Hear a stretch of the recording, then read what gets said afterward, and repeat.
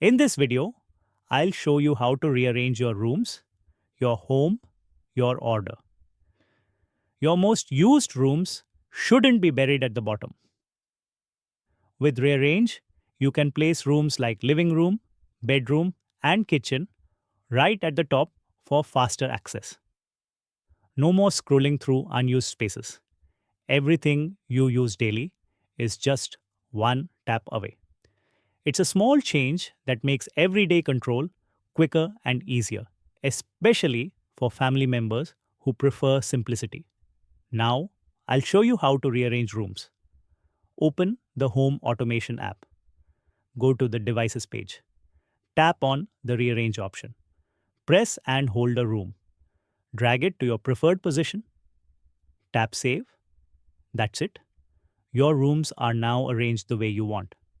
Thank you.